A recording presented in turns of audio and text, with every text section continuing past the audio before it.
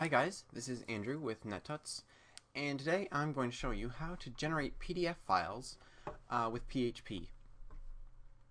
So I found this neat little library called FPDF. It's a PDF generator, and the neat thing about it is that it allows you to generate PDF files with pure PHP without using the FPDF lib library, which is free for personal use, I believe.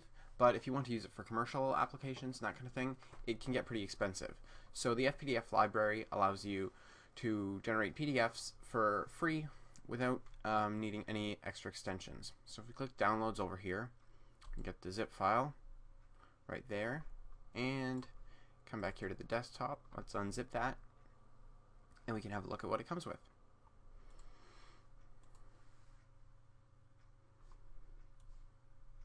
So we've got a couple of different things in here. The only things you really need is the font folder and the fpdf.php file. The rest is just kind of extra information. There's the manual, some getting started guides. So I'm going to actually, I have right here in my WAMP www folder, I created a folder just called it PDF, and I'm going to create a new folder in here called FPDF, and in there I'm just going to drag those. Now we can get rid of that. Alright, so let's get started. Let's open Notepad++ and open a PHP file here. We're just going to do a quick test, and we're going to save this in here. We're just going to call it test.php. We'll check out how the framework works, how the little library works, and then what we're going to do is we'll create a kind of mini application where we'll have a form that a user could fill in his email address and his shipping address and choose a couple of products, and then we will print him a receipt. So kind of like an online store idea. So first thing we have to do is require that file. So that's within the fpdf directory. And the next thing we want to do is create an instance of the class. So we'll say new fpdf. Now we're not going to pass it any parameters to begin with, but we can pass it 3 parameters. And those parameters are the orientation of the page, the units we want to work with, and the page format, or basically the size of the page. By default, the first one is P for portrait, the second one is millimeters, and the third one is an A4 size page. Later, when we create our receipt generator, we'll set the unit of measurement to points, because that's what fonts are measured in, and it'll just be easier if we keep everything in one unit type, and we'll use a letter size page. But for now, we don't have to worry about that. Let's see what we need to do to get started. So to start, we have to first call the add page function, because by default our PDF file doesn't have any pages in it. And then we have to set the font, and we do that with the set font function. There are a couple of fonts you can use that are built in. I'm going to choose Arial. Helvetica is just an alias for the same thing.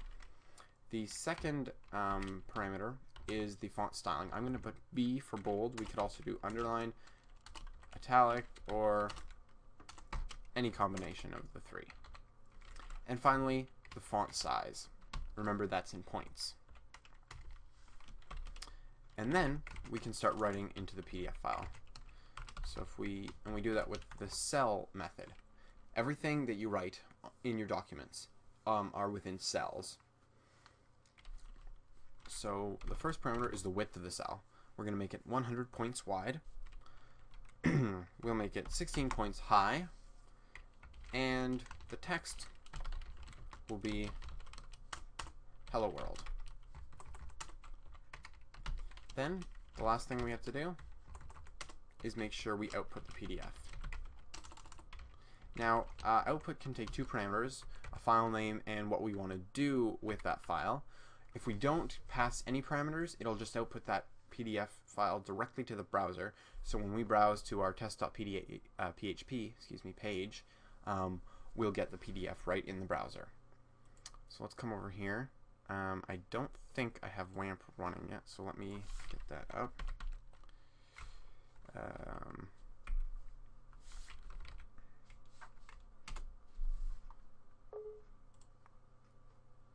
Alright, there it is. Give it a second. And now we can browse to localhost/PDF and load up our test PDF page. And you'll see here, there it is, Hello World. Don't worry about that watermark there. That's not from the library, that's just from the PDF plugin I've got in here. So Hello World, there you go. So let's see what else we can do here. We'll look at setting a few more of the different settings we can set before we move on to our receipt generator. We can add some extra parameters to the cell method here. Next one we can add is the border parameter. So if I put a 1, we're going to get a border all the way around. The default is 0, no border at all, or we can add a string. And LB would give us a border on the left and bottom, TR, top right, we can do any combination of those, and LB, LRTB would give us a border all the way around, which is the same as 1. So let's just do 1. The next one is a very important parameter, but it's a bit hard to explain. It's the line parameter, and it defines where the position of our cursor, if you will, goes after we print this cell. So by default it's 0, which means that it just stays right at the end of the cell, so the next cell we print will be directly to the right of the cell we just printed. If we put it as 1, it will be equivalent to basically hitting enter within a page, within a text editor. So if we're typing along here and we hit enter, it'll bring us right back to the next, to the beginning of the next line. But let's say, so we have, well, let's, if we just, we have the text in a cell coming along here, with the end of the cell, so 0, the next cell will just work along there. If we put a 1, the next cell will come here, and we can output 2 more cells here. But there's one more parameter. If we put 2 here as our parameter, then instead of going all the way back to the beginning, it'll go to the beginning of the cell that we just printed. So it'll do a carriage return and then bring us back up to where we were. So this is kind of the behavior you'll get if you have 0. A new line is the behavior you'll get if you put a 1, and a new line and brought back to the beginning of that cell will be the behavior you get with number 2. I hope that made sense. You'll see how all that works as we continue here. So we're going to leave that as a 0 for now. That's the default value. So we have 1, which will give us a border, 0, which will allow our next cell to be printed directly to the right of this one. The next property is the alignment. So we can do either left alignment of our text, we can center it, or we can align it to the right. And we're just going to do center for now. The next one is a Boolean, which defines whether we want the cell to have a background color or not, a fill. We're going to say true, which will give us a fill. The default is false. And what color will the fill be if we don't define it within the cell? Well, the default color for a fill is black, but we can use the setFillColor method to define our fill color. And by default, I'm sorry, not by default, the setFillColor, method takes 3 parameters: red, green, and blue color values. And so let's see, what can we put in here? We'll do 36, 96, and 84, which will give us a shade of green. And we'll use that later in our receipt function. And then let's also look at another one, the setTextColor function method.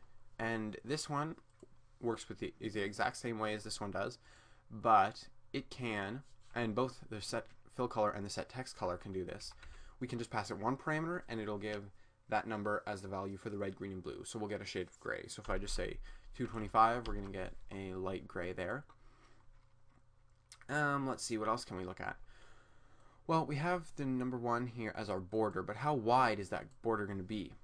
The border by default is 0.2 millimeters wide, but we can reset that using the set line width function. And remember, we're measuring in millimeters here. That's right, because that's what our default measurement is. We didn't change it in the constructor. So if I set it to 1, it will go up to 1 millimeter instead of the normal 0.2. And let's see what that looks like. So if we come back here to the browser, refresh this page, and there you go. We can see we have the green background, the light brown, or I'm sorry, light gray color, and we have that thick border. Now, you may have done this and you didn't see a change. Sometimes this library has a bit of a caching issue. So what you can do is just add a query string to the end here. You know, question mark, random value here, and that just makes sure that it's getting the fresh value. So before we get into our receipt application, let's look at a couple more of the options we can set, and then we'll move on. We can set the margins on the page. By default, I believe the margins are 2 centimeters wide. We can use the set margins function to set the left, top, and right margins. First parameter is the left margin. We can do 40 millimeters. Top one, 40 millimeters. Actually, let's do 35. So I can, and the right will do 30. Now, what about the bottom margin? We'll talk about that in a second. But you can also set each of these ones separately with their own function. We have the set left margin to 40. We can set the top margin to 35, and we can set the right margin to 30, and those 3 lines do exactly the same thing that this one does. So we'll just take those out for now. And I'll mention one more thing about this function. The right margin, that's an optional value. If you don't put that in, it will give you the same margin as you have on the left. So this right now is going to give us 35 on the top and 40 on the right and left. Okay. So what about the bottom margin? Well, with the bottom margin, it's somewhat special because when you get to the bottom of the page, you're wanting to move on to the next page. So what we can use is the set auto page break function. The library will want to know when you get to the end of a page, if you're automatically generating cells, you know, doing a for loop or something to work your way down the page. When you get to the end of the page, what do you want us to do? By default, auto page break is set to true, so it'll put you on to the next page. And how close can you get to the bottom of the page before it's going to break you to the next page? Well, that's the second parameter here, and that's the bottom margin. By default, that's 2 centimeters, but let's just put 35 so that's the same as our top margin there. Now, there are a couple more things you can set, but these are metadata values for your PDF. We can set the author, which in this case is me. We can set the title of the document that we're working on. So in this case, we can just say generating PDFs with PHP.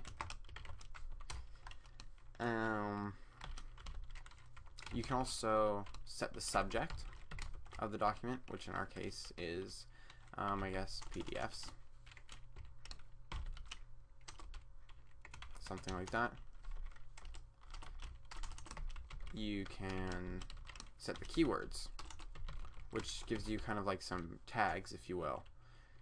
They recommend that you just space separate them. So we can say PHP, PDF, generating, FPDF, FPDF, library, something like that. And finally, the last one is set creator.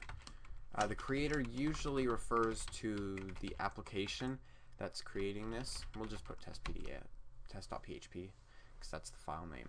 Okay, so what changes are we going to see here? We're going to see the margins, hopefully, and yeah, we won't really see anything because we're not far enough down on the page, but we should see a difference in the margins.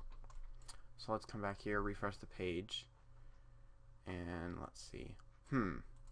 We don't see a difference in the margins, so let's just do a little bit of a... Oh, forgot my question mark there.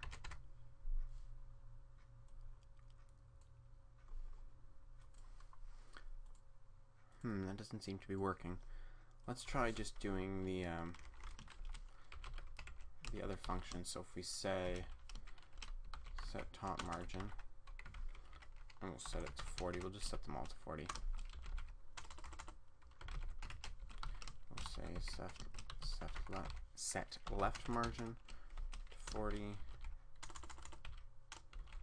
and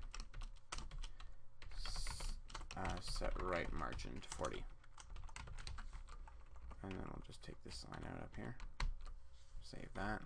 If we come back here and refresh it, let's see. Seems to be working on the left side. Not sure why that's not working, but we'll have to leave it for now. That's interesting. Might be a problem inside the library. Okay, so now that we have an idea how this library works, let's go on to make our little receipt generating function. So we're going to have to take a dive into some HTML, create our little form, and then we'll come back to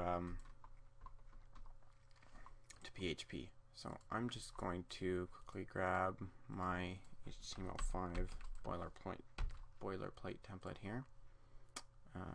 Bit of cleanup there.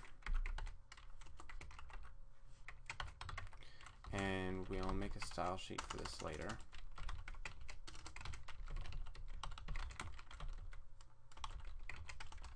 Just call it style.css. Okay, and save it here as index.html. Great.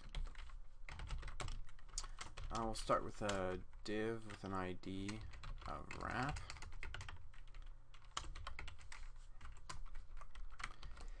And the first thing we want to do is open up our form. So inside our form here, we're going to use the post method to send our data to the create receipt file.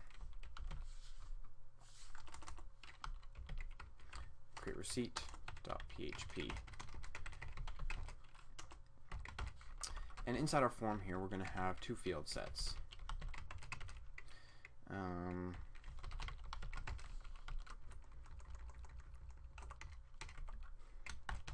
First one will be for the customer's personal information, their address, their name, and their email address.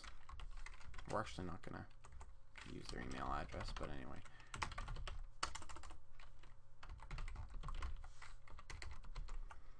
And let's see, we'll set this up with a paragraph. We'll start with a label. It's going to be for, I'm going to start with the name. I'm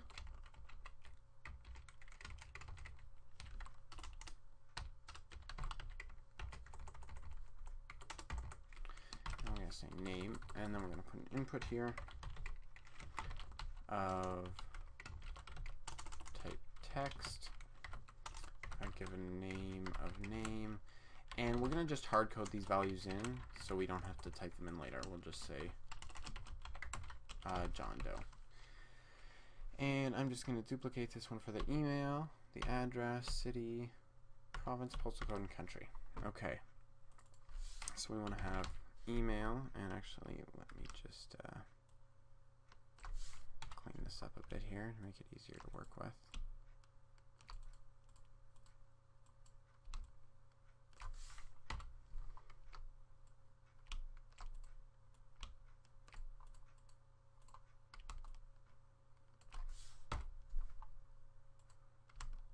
Okay, so now we have a little template here we can work with. So we have email.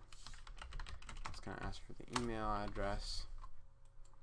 It's going to be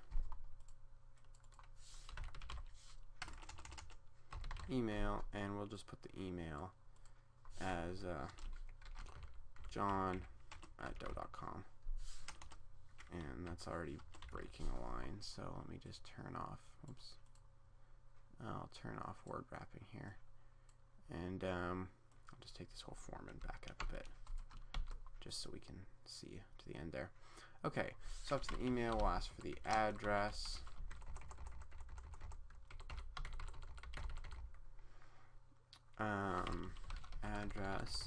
and we'll just put this as 123 Main Street. They're coming from the city of Toronto, we'll just say. And because I'm in Canada, we're going to use province here.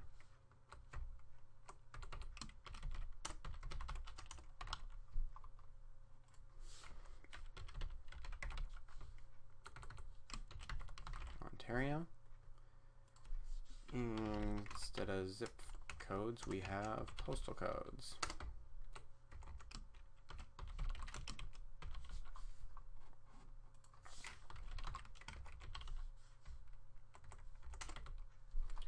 And that'll just be C1A 2B3C. And finally, country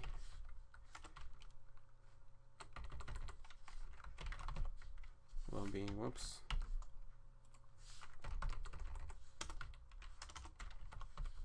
Canada. Okay, so now let's move on to our next field set here, which is going to be for our products. So we're going to use a table and to organize the purchases that our customer made and their appropriate prices. We'll just call this purchases. And instead of me typing this all out again for you, I'm just going to copy it and paste it in, and we'll talk through it because it's not really that complicated and it's not the point of this screencast. Alright, so we just have a table here. I've used a table head for our two headings, product and price, and then we have a body with 4 rows. We got an input here, and in the next cell we have an input. We just have some product names and random product prices. Notice that for the names, I've put square brackets at the end of each one. Product, product, product, product, price, price, price, price. And that will pass those as an array to our PHP file. So we have those all put together like that. Okay. And of course, the last thing we need, and we'll put this just outside the field set, is our button of type submit.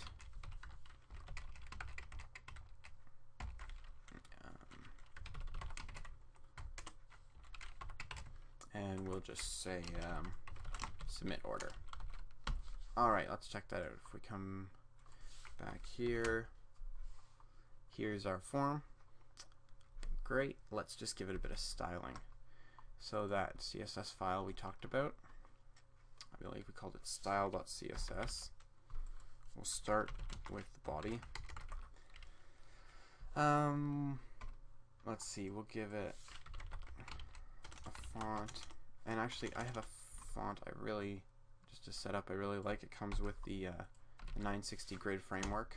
If you want to grab it, it's just 13 pixels with some nice font. Not font family there. We'll pass a background, or we'll set the background to EC, which is a light gray. Next we have the wrap div, which we will set to a width of 820 pixels, and we'll give it a padding of 20 pixels, and that'll make it about 960 pixels.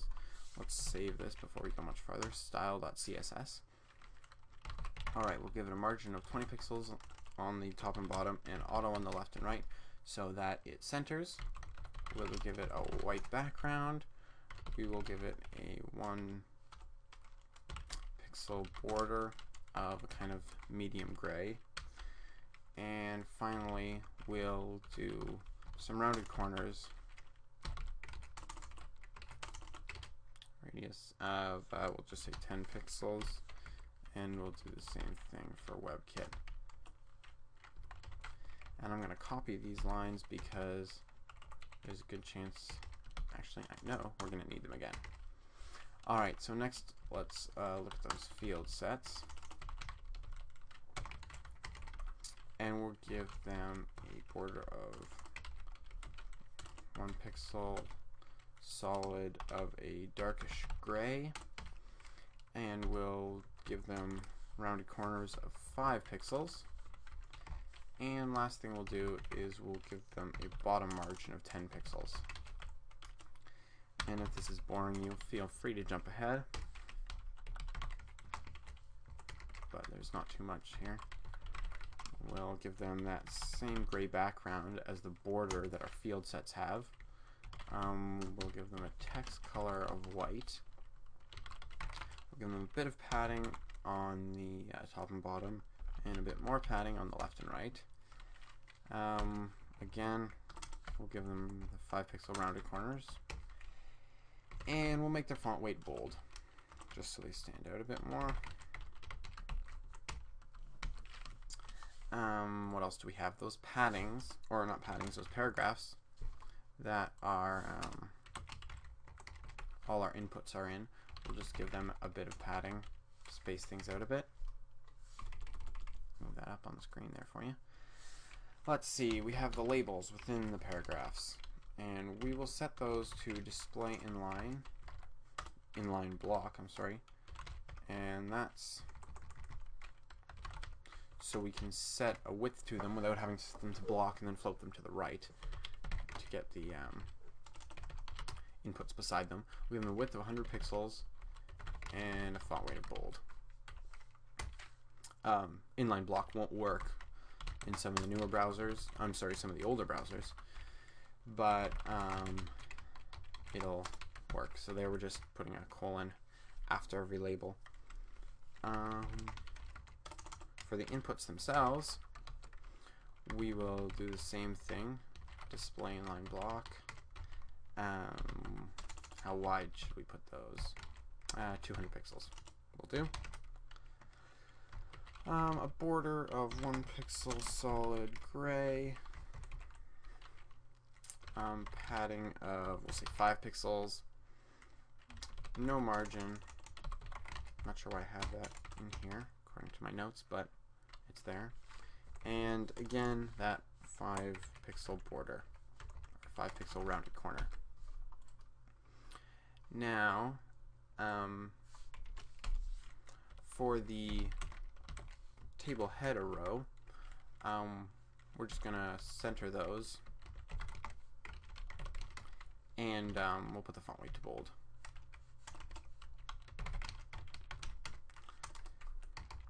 Now we're setting all the inputs to 200 pixels wide up here, but we don't want the price inputs to be quite so wide, because that just won't make sense. So we can target them because they're the child of the second table data row, and we'll just put them to 50 pixels wide. And finally, we have our button at the bottom. And let's see, what do we have? A border of 1 pixel. We'll do that dark gray. We'll give them a background of that lighter gray. We'll give them these same round corners that everybody else has. Padding of 10 pixels, margin of 10 pixels. We'll do a font weight of bold,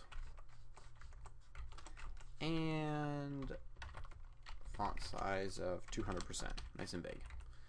I think, actually let's just add, when we hover over the button, we'll change the background color to our lighter gray, and we'll change the cursor to a pointer to let them know they can click it. Alright, that should do. Let's see what we have now. There we go, and it looks like we're putting a huge margin on the top. Do we have a bit of a typo up here? Where are we? Oh yes. pixels, 20 pixel margin. Let's see. That's better. Looks like I'm not getting that padding that I wanted on the side. There we go.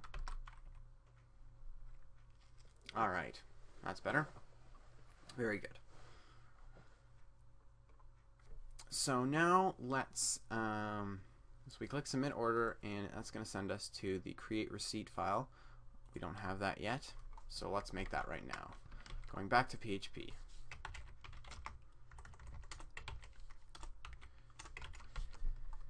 And this is supposed to be the create receipt.php file.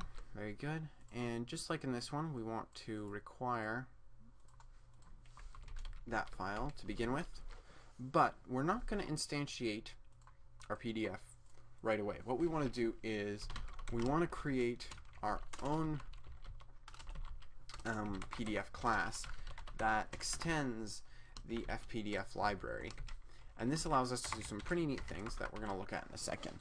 First thing that it allows us to do is set up our own construct function with our own defaults. And so we want to take 4 parameters. The orientation of the page, we want to take the units we want to measure in, the page format or size, and the margin size. But we want our users to be able to use this file without passing any of these parameters by default, or we want them to have smart defaults if they don't pass any parameters. So we'll say we want portrait orientation. Let's use points for our size because, like we said before, that's what fonts are used, or that's what fonts are set as, points. And so setting all the other measurements as points will allow us to just work with one format or unit instead of 2. So we're doing letter size pages and 40-point margins. Well, the first thing we're going to do is call the constructor of our FPDF file, and we're going to pass in the orientation values, or the orientation parameter, the unit parameter, and the format parameter. Then on this one, we're going to set the top margin to our margin value. We're going to set the left margin that way, and we're going to set the right margin that way as well. And then finally, in our constructor here, we'll set auto page break. We'll say yes, break automatically, and pass in the same margin for our bottom margin. Okay, so now we've set up our constructor function to run when we instantiate our PDF receipt class. The next thing we want to do is make 2 special functions called header and, wait for it, footer. And these 2 functions are run at the beginning and end of every page. So our header function is run, at the beginning when we do the add page, and then whenever we have a page break automatically, or when we put in ourselves, it's going to put the header, run that header function, and then it's going to run the footer function at the end of every page. Now, as far as I know, I don't think these have to be the header and the footer of the page. You can do whatever you want inside these functions, but that's just when they're run. They're run at the kind of the opening and closing of every page, and kind of semantically, that's what they should be doing, creating your header and your footer for the page. So within our header here, remember, since we're inside this class, this refers to the PDF file. We're going to start by setting the font. We're going to set it to bold, and we're going to have 20 points font size. Let's set the fill color to that same green we had before, kind of a net touchscreen, 269684. And then we'll also set the text color to that same shade of gray we've had before, 225. Alright, and now let's print out our cell for our header. We'll say 0, 30, and our string will be nettuts plus online store, no border, regular page breaking, or not regular, I'm sorry, that means number 1, line breaking is what I should be saying. Number 1 will send us to the next line. We want to center the text, and true for the value, for the fill value. So you're probably wondering why I set 0 as the width of this cell. When we set 0 as the width of the cell, what it will do is the cell will extend to be the full width of from wherever we're starting right up until it hits the right margin. So since we're starting right at the left side of the page, it will take up the full width of the page. So this cell is going to be the entire width. So we're creating a banner right across the top. We got nettuts online store as our text. It's going to be 30 points high, no border, center text with a background fill. Alright, now for our footer function, again we're going to start by setting our font. And why do we set the font so often? The reason is because we don't really know, because remember, these aren't any kind of special functions that are apart from the rest of what we're going to do in the body once we instantiate the class. These are just going to run at the beginning and the end of every page, so we want to make sure that we're setting that font just in case it isn't what we expect it to be when this function is run. So we want it to be Arial, no formatting, and 12 points high. Let's set the text color, just to be sure,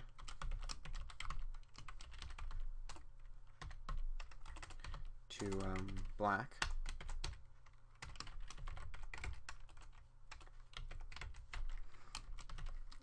Now we're going to set the y-axis, and actually we should set both the x and y-axis because we don't know where that's going to be. We're going to set, and this allows us to set the position of our kind of cursor, if you will. So this position is going to be the top left corner of the next cell we're going to print. We're going to set the x to 0, so we're right up. And actually, we don't want to set the x to 0, we want to set the x to 40 because that's our 40-point margin, because these functions, the set x, set y, and set xy, don't take the margins into account. So we'll set 40 points, so we're out from the margin, and then we're going to set the y value as -60. Negative means we'll be counting up from the bottom, so we're going to be 60 points up from the bottom of the page. And now let's create our footer cell. We're going to make, again, do the 0 width, 20 points high, and remember, if we're doing 60 points up from the bottom, then go 20 points down, that's going to leave us 40 points, so we have our 40-point margin, and we're not going to break the page. And then we're just going to say, thank you for shopping at NetTuts. And we'll just put a border on the top, 0 to keep along that line, although it doesn't really matter because we're breaking the page then, and center the text. Alright, so let's run this and see how it'll work. But before we do, we can run it, we have to create it. So we say PDF equals new PDF receipt. We don't have to pass in any parameters because we know we've set it to everything we want as the defaults, and then we just have to output the file. There we go. So let's save that, come back here, and let's click Submit Order. Alright, undefined variable orientation on line 7. I smell a typo, yes. There we go, next I in there. Hopefully it'll work now. Yeah, actually, let's just continue. And so there we've got our header at the top of the page, NetTuts Online Store, and if I scroll down to the bottom here, you can see our footer, thank you for shopping at NetTuts. There you go. And I forgot to run the add page function. So that shows that you're actually going to get a page whether you add it or not, but it's best practice just to run it because that's, I guess it does it for you if you don't, but you should be doing that. All right, so let's start with our PDF now. So we have to re-add the page. Again, let's set the font.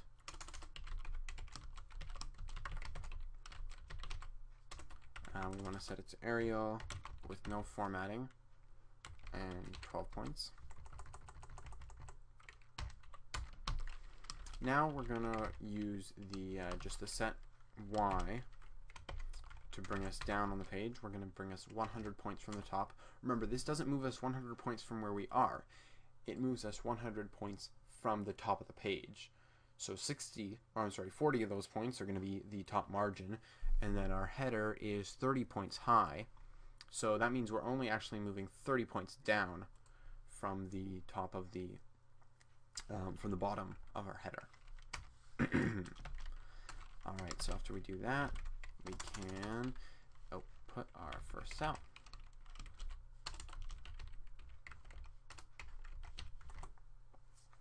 Let's see what this is going to be. So we're going to make this 100 points wide.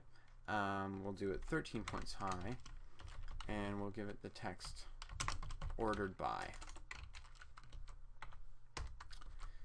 And the next thing we have to do, let me just copy this line up here, is, and actually I made a mistake here, we want this to be bold because that's going to be for the ordered by, and then we want to take the bold off, and we don't have to put that parameter, it'll just use the 12 that it already has. So if we leave that out. And now let's do our next cell. This cell is going to be 100 points wide, 13 points high, and for the text, we're going to pass in the name that we got from the post array. And if you're using this in a real project, of course, you're going to be making sure this value is what you expect it to be and not something malicious. Now think about this. Where is this cell going to go? We didn't set the line parameter in this one, which means it defaults to 0. And remember, the 0 value for the line parameter means that the next cell will just be printed directly to the right of this one. So we're going to have the ordered by cell, and then directly to the right of that, we're going to have the name of the customer. All right, let's keep going here. Let's once again embolden our font. And now, this time we want to add the date of the purchase. So we're going to create our cell here. This time it's only going to be 50 pixels wide, 13 pixels high, and we're going to say date. And I'm going to put a colon there. And then again, take the bold off and print our next cell. 100 pixels wide, 13 pixels high, and we're going to use the PHP date function. And the way we're going to pass in the format we want the date, we're going to have the full month name, the day number, put a comma, and then the four-digit year. And after this, we don't want the next cell to be printed to the right, so we're going to just put in the default value for a border, 0 for border, and then 1, which is going to send us to the beginning of our next line. All right, let's check out how this is looking. If we refresh this page, yes, keep that information that we're passing with the post. So there you can see we have ordered by John Doe, date March 6th, 2010. Excellent. Okay. Coming back here. What's next? Next we want to put the address of the customer. So again, we want to set our font, and actually, and we want to this time we want it to be italicized. And let's do our cell is going to be 100 pixels wide, actually no, let's make it 200 pixels wide, 15 pixels high, and we're going to say post address, and no border, and we want to use a number 2. And what number 2 is, it'll bring us back to the beginning of the address. Now, I've made a mistake here, or not really a mistake, but I've made an oversight, and we'll look at that after we have finished outputting our address here. And actually, these are going to be so similar, I'm just going to duplicate this line, and all we really have to change is this. The address is going to be the city, and I'm going to concatenate a comma on there, and then output the name of the province. There we go. And for this one, we're going to have the postal code, and I'm going to add a space and put the country. There we go. And of course, you would be much more flexible with your address formats if this were a real project, but this will teach us how to do it. So let's see what we have here. And the problem with this is going to be the placement of the address. Notice the address is under here. What we did was when we got to after we printed out our date cell, we just told it to go to a new line, and it sent us all the way back to the beginning. If we hadn't told it to do that, it would have just let us print the next one to the right of this, which isn't what we want. And if we'd used the parameter 2, it would send us back to the beginning of the next cell, or to the beginning of this cell in the next line, so the date would be printed underneath, or I'm sorry, the address would be printed underneath the date, which we also don't want. So what we have to do is, just before we print out the first date cell, which is right here, just before that, we want to move our cursor out. We'll use the set x function, and we're going to send it out 140 points, because remember, 40 points is our margin, and we're wanting to push it out to the end of the ordered by cell, which is 100 points wide. So that should do it. If we come back here and refresh the page, you'll see that the address is now underneath the customer's name. There we go. Alright, so the next thing we want to do now is we're going to introduce a new function here called lnLine. And this just basically adds a line break. If we run this without any parameters, our line break will be the width of the last cell we put out. So in our case, 15 points wide. But we can pass in a width. So we're going to put in 100, and our line break, our line break will be 100 points wide. And so this is just kind of a relative version of the set y function we used up here. The set y sets us an absolute position from the top of the page, whereas the ln function gives us a line break, which is just kind of sets our position down from our last cell. Alright, so the next thing we want to do, PDF, we're going to call price table, and we're going to pass in those two arrays that we got. The post product and the post price. And remember, those two arrays have our product and prices, and because they were lined, if we come back here to our index, because they were kind of in order, they're each going to have the same index. So product 0, 1, 2, 3, and price 0, 1, 2, 3. So we can loop over those and get the associated values. But where's this price table function coming from? That's not built into the library. What we're going to do right now is we're going to build it in our extension class, so that we can encapsulate some of this maybe more laborious functionality and call it all in one line. So the function is called price table, and we take a products array and a prices array. Alright, let's get to it here. The first thing we want to do, you can probably guess, is set that font. I'm going to make sure it's nice and bold for now. And whoops, get back up here. Let's just add a few lines here to kind of clear our workspace. Okay. The next thing we want to do is set the text color, just to be sure. Going to set it to black.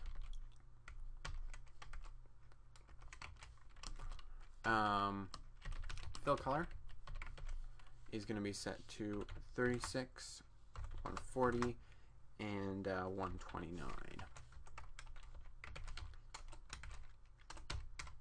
And I said 36, didn't I? Next thing we want to set is the line width. And in our case, we're going to set it to 1 point wide.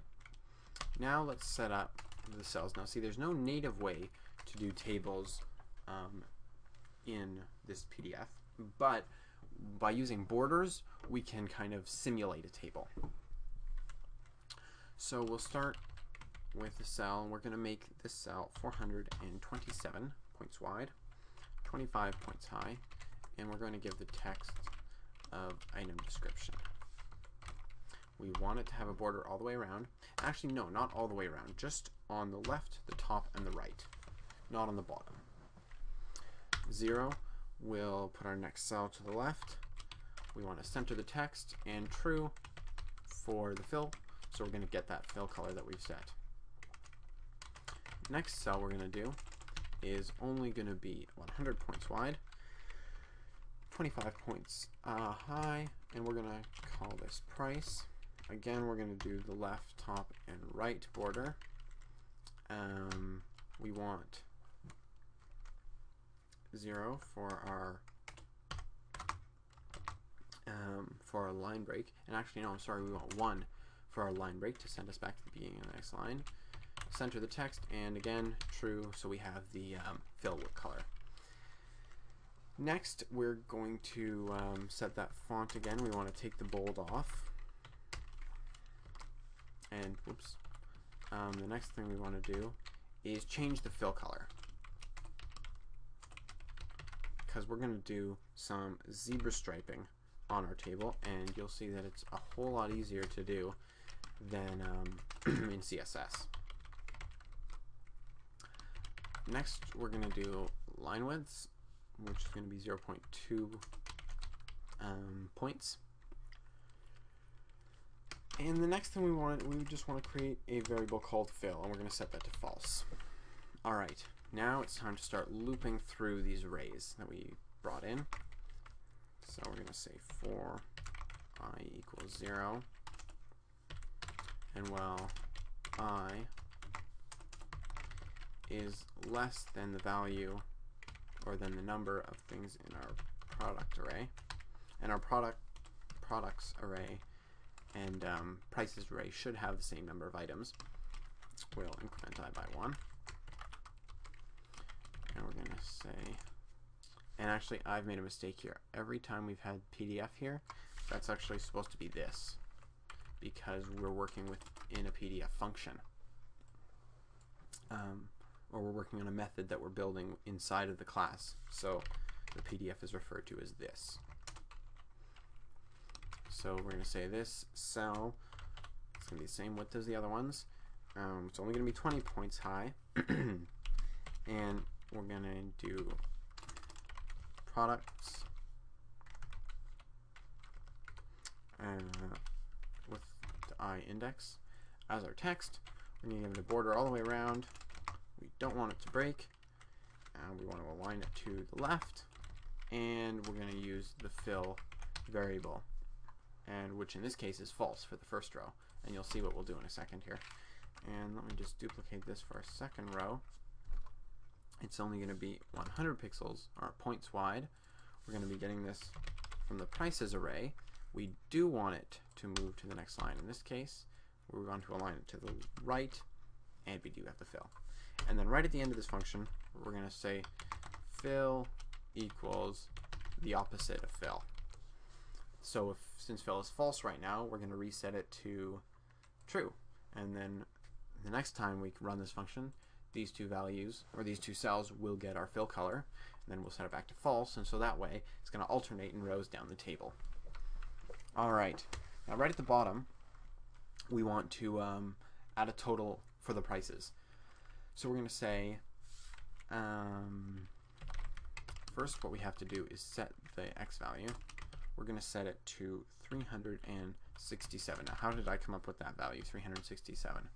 Well, if we bring up our calculator right here, remember we have 40 pixel margins, 40 point margins plus 427, which is the width of our item column. That's 467 wide. Now if we want to make a cell that's 100 points wide, we need to subtract 100 from that, and that's how we get our 367. So our next cell is going to be 100 points wide. And what that does is at the end of this 100 points, or at the end of this 100 point wide cell, we're going to be lined up with the bottom of with the left edge of the price cells, so that we can put the total price underneath the prices. So we want this to be 100 wide, 20 high, and we're going to say total as the text, and we are going to give it a border all the way around. And then our next cell is also going to be 100 points wide, 20 points high. We're going to start by concatenating a $sign on the front, and we're going to use the PHP function array_sum to sum up the prices array. Yes, we want a border, yes, we want a line break, and we want to align that to the right. And I think up here, when we put out the price, we should concatenate a $sign to the beginning of that as well. And believe it or not, that is the end of our price table function. So we're calling it from down here, price table. Let's save that and see if it's working. I wonder if we have any typos. And it looks like we do. Undefined call to text color. That's right. This needs to be set text color and set fill color. We have that right down here. Set fill color and set line width. There we go. That should do it. And here it comes. Ooh! Use of undefined constant O on line 42. Line 42, O. That should be 0. There we go.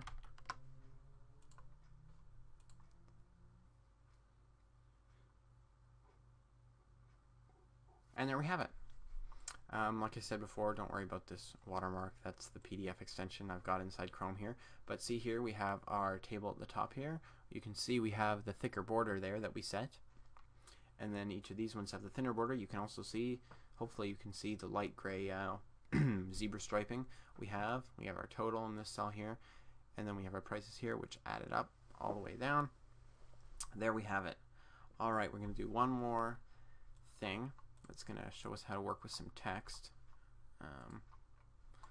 down here, because the cell method isn't the only way to output text. Although the text is always within a cell, you can use more than this cell, because what happens if you want to output maybe a large chunk of text that one cell wouldn't work. It would go beyond the width of the cell, and the thing to use in that case is a multi-cell. Because what a multi-cell will do is when it reaches the end of whatever width you set for it, it'll break the line and start a new cell and continue the text on that cell. Hopefully an example will make that a little more clear. So we have multi-cell. The first thing we want to set is the width for our multi-cell, and we're going to look at another function in a minute called write. And write doesn't have a width. It's more of a liquid function. It doesn't have a width. It will just print all the way out across the entire page, and then break. So what we're gonna use a multi-cell in this case, and then we use write after. But we're gonna use multi-cell to go all the way across the page. We're gonna pass in 0, which means, as we said, it's going to go all the way across. We want every line within every cell within our multi-cell to be 15 points high, and we're going to pass in the variable message, which we haven't made yet. So let me make it right up here. Okay, so I'm just going to paste this in so not to bore you, and let me just turn on word wrapping. So it's just a little message, thanks for buying, whatever. Notice in here we've put 2 line breaks, and this is something multi-cell can handle that I don't believe the write function can. We've put 2 new lines in there, And so multi-cell will break the line in two cases, either one when it hits the width that you've set, which in our case is the entire page width, or it hits the line break, it will break the line. Okay, so that's what we've done for multi-cell, and those are the only three parameters, I believe. Actually, no, multi-cell takes like the border and other parameters, but with multi-cell you can't use links, and we haven't talked about links yet. With cell here, right after the the parameter here for the Boolean, we could put in a link value, and a link can be two things. It could either be just a string with a regular link to a web page or an email or something like that, or it could be a link to another spot within a longer PDF document. And you can create links using the, I believe it's called the add link method. In our case, we're just going to use a regular link, and we're going to use that in the write method. But within multi-cell, you can't use links, I don't believe. And I could have that wrong. So in the case of accuracy, let's go over here and check the manual. Show you the manual here if we come down to the, where it is, multi-cell. And no, multi-cell does not take links. So you see we have the width, height, the text, the border, the alignment, and the fill. And that's all you have for multi-cell. Alright, so there we go. So that's our multi-cell. And now let's just do a one more cell at the bottom here. We're going to write out. And now the write doesn't take a width, remember. It just kind of liquidly takes up as much width as it needs. It goes right to the end of the page, or I'm sorry, right to the end of the row, and then takes another row. You can't set a minimum width, if you will. So 13 in this case is our height, 13 height, and what's our text going to be? And we're just going to say store@nettuts.com. And in this case, we are going to pass in a link value, and we're just going to say mail to example@example.com. Okay. Now, so we've made this text a link, but it's not going to look like a link at all. It's just going to look like regular text. So we want our users to know you can click on it. So let's do this. Let's set the font to, actually I should have this in the, we're going to set the Arial, we're going to underline it, and we're going to go 12 points. We'll set the text color to a shade of blue, so we'll have 162, and 232. And I think that'll be all. We don't need to do anything else. That's good. Alright, so let's save this. Come back over here. If we refresh the page, and there you can see we've got our text here. That's a bit close there, but there you can see is our link. And if I hover over it, you can see that I could click that and open up an email. Alright, and you can see those line breaks that we added are being used. But that's getting, it's a bit close there. So just before our multi-cell up here, let's do the same thing we did up there, call the line method, but this time we'll only put in 50 pixels. Alright, now let's do one other thing. In the output method here, we're going to pass in the value receipt.pdf, and that's going to be the name for the file that we're outputting. And one other thing, we can pass a number of parameters here. We can pass D to force it as a download. We're going to pass F, which is going to save it to the server in the file receipt.pdf. We could add a path here, but we're just going to save it as receipt.pdf. And then let's do this. Back in our index.php, I'm sorry, index.html page here, right at the bottom, we're going to use jQuery to submit our function, I'm sorry, submit our form, and then we'll just kind of do a nice little fade out and then say thank you, download your receipt here. Okay, so let's do that. I've just imported jQuery. we'll say text/JavaScript, and here we're going to say when our one and only button is clicked, we're going to call a function, and what it's going to do is, and no, not this, what we want to do is we want to get div wrap. Now that's not going to work because our div wrap is what's giving our page width. So I'm just going to put another div right within within that div, so we can get that div and work with that. So now everything's been double wrapped, and we'll just say fade out. So that way we're still going to have the correct page width, and we'll set a callback here on the fade out, and when it's faded out, we'll take that div that's been hidden, we will empty it of all its contents, and then we'll call the HTML method, which allows us to pass in a string of HTML to go inside it. And we'll just say thank you in an H2, and then in a paragraph after that we can say thank you for your order, please download your receipt. And for the text download your receipt, we'll make that receipt.pdf, and then it's going to have to be single quotes. There we go, and that'll be a link to that PDF file. There we go. So after we do that, then we are going to want to fade that div back in. And one more thing inside our click here, we're going to want to return false so that our form doesn't actually submit. Now we haven't actually done the form submission yet, so we're going to do that. Let's do that first, I guess. We'll say post. We're going to post this to the create receipt .php file.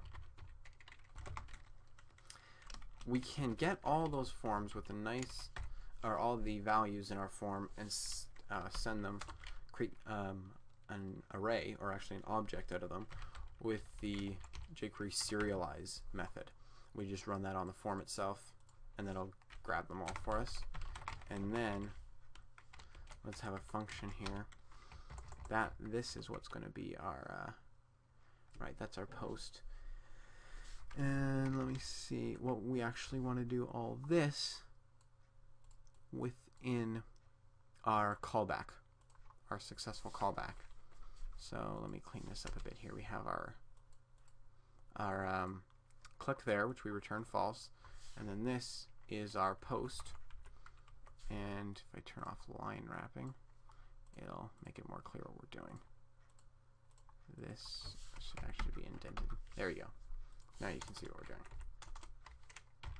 Alright, so first thing we do, when the button's clicked, we post the receipt, or post to the create receipt, sending in those values. When it returns successfully, we get that div, fade it out, empty the contents, put in our new message, and then fade it back in. Alright, let's see if that works. Come back here, go back to this file, let's just refresh it.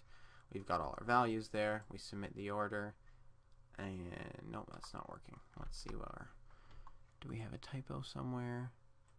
Button don't click.